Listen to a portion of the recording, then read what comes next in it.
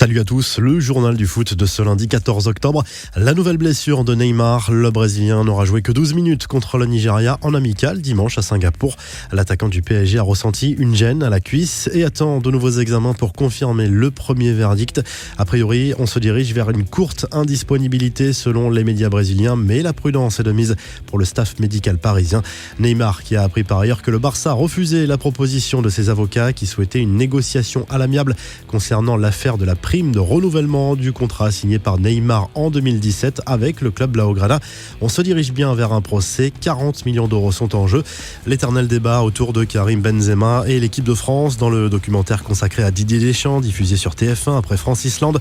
Le sélectionneur des Bleus avait répété que la décision de ne pas sélectionner l'attaquant du Real Madrid était un choix sportif. L'ancien agent de Benzema évoque un mensonge sur les réseaux sociaux et affirme que la décision a été prise au niveau de la fédération et que Deschamps en a fait que s'exécuter. Les anecdotes toujours croustillantes de Gigi Buffon, monument du football italien et bien au-delà.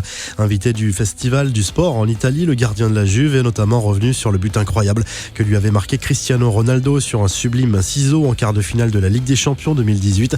Après 25 secondes durant lesquelles je me suis senti frustré, j'ai pensé à la beauté de ce but. Je lui ai demandé: Cristiano, tu as quel âge déjà? Et il me dit: pas mal pour un mec de 33 ans. Et nous avons beaucoup rigolé ensemble, a raconté le portier italien. Buffon est également revenu sur son année passée au PSG. J'ai eu la chance de jouer avec deux futurs ballons d'or, Neymar et Mbappé, deux talents hors normes, a poursuivi l'ancien parisien.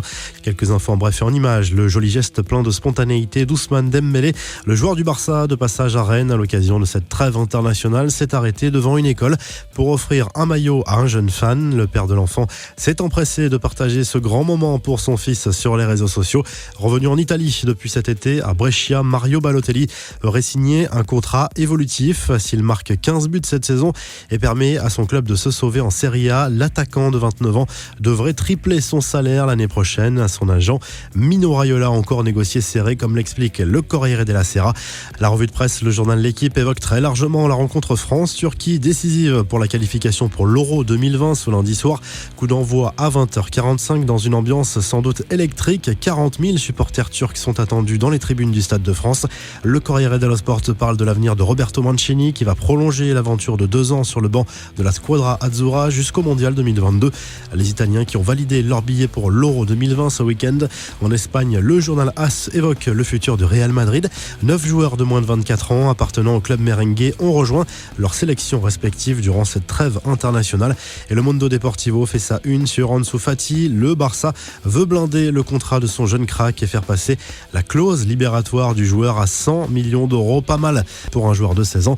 Vous retrouvez toute l'actu foot sur topmercato.com, l'appli Top Mercato, et à très vite pour un nouveau journal du foot.